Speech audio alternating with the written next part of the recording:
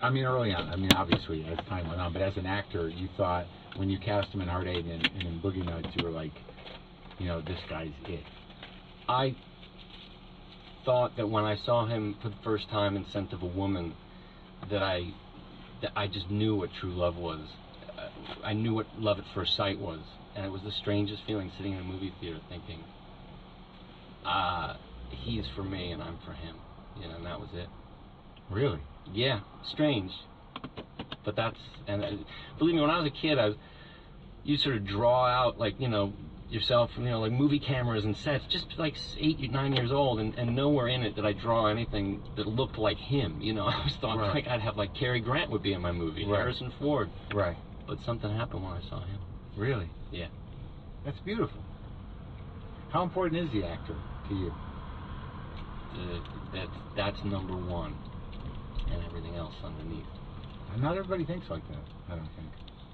I would be curious to hear what other people's number one is. I mean, you know, not that we're making lists and stuff, but what else do you look at when you look at? Yeah. You know, I don't really want to look at anything else but what I think it's interesting as movie making becomes more sort of high tech and distant, and you know that you know the actual physical, organic idea of the actor or of the body becomes less and less important. You're onto something there, you know. And look, I'm not saying that it can't be a pain in the ass to try to figure out things with an actor. I mean, it can be. Well, but that's part of the struggle. That's what makes film organic. Yeah. And I can see people not having patience for that, but I love it. I love it. I love working on it with them. Well, I'm sorry for your loss, certainly, with Phil. It's horrible. So, let's go to There Will Be Blood. Let's go to the callers. Yeah. First caller. Man, I thought Boogie Nights was great, man. His dick was big. All right, next caller. Hey, when you were doing Boogie Nights, did you fuck that guy? All right, next caller. It's got to be like Russian roulette going to those calls, right? I haven't done that in a long time. All right, so There Will Be Blood comes out right alongside of No Country for Old Men. Yeah. These are the two big dick movies. Yeah. These are like man movies. Yeah. Yeah? Those big, big cocks. Those two movies. Whose cock's bigger in this Western game? This is showdown. I think theirs were bigger. I think it ended up being that way. You know, what, at the Oscar? At the old Oscar Were you show. bitter? No, I mean, it's a fucking difficult Did you get any? to sit there. And I did not personally get the movie. Daniel Day got one. he got that one. And Robert Elswit, the cinematographer, got one. But I tell you, man, it is hard to keep a fucking phony smile on for 3 hours when they get that camera on you. And you're like, oh. I don't know. Like, I used to just tune in to see how actors handle the disappointment. Like, where they're just zooming in on, like, who gets it and who doesn't. And then you see, like, they read the name, just like... I mean, it's... A fake smile is a tough thing to do. Did you know you were going down? Yeah. You did? Yeah. I mean, yeah, the writing was on the wall that we weren't going to be up there on the I watched both of those movies several times. There's no reason to compare the two movies. It's fucking nuts. It's ridiculous. I mean, most of the time there's no reason to compare anything. It's just what the culture does. It's a drag when it gets turned into sport. All right, so again, let's do this again. What was that movie about? No Country for Old Men? I know what that was about. What was your movie about? Man, that's about oil. That's about black gold, Texas tea. That's probably, again, that family. Can I say that again? I mean, what about power? Power.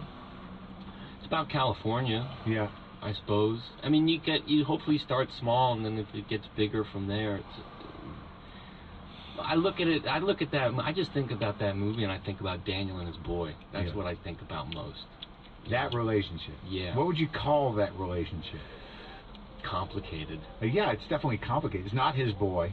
Not his boy. It does feel like there's a component of mutual beneficial behavior or what have you. But you know, I also think it's a generational thing too. It's like, it's not a story I made up. Guys that born of that era, silver miners or some kind of miners, coming west, working in those conditions, steeling themselves up to the environment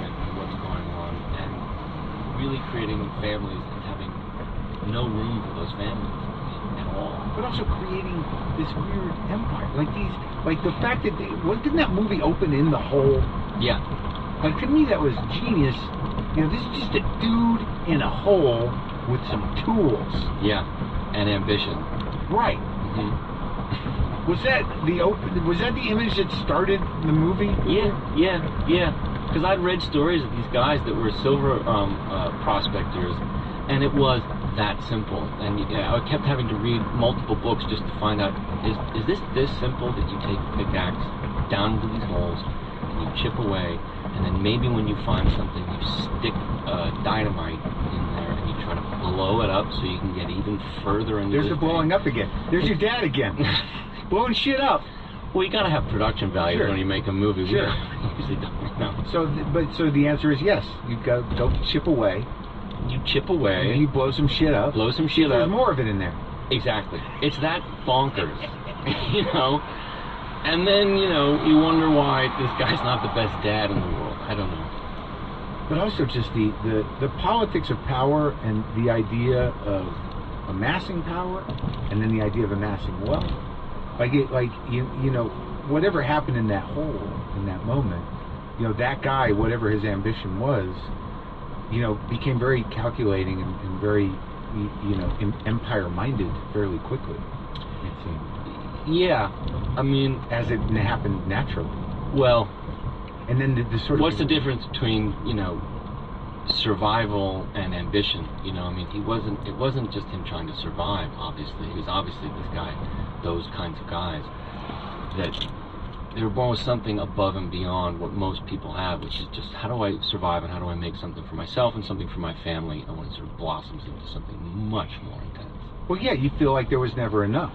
There was never going to be enough. I don't know how many billionaires, but I kind of guess that a billion's not enough for them, probably. Well, that was interesting, like the sort of the agreement between the godless and the faithful, or the two leader of them.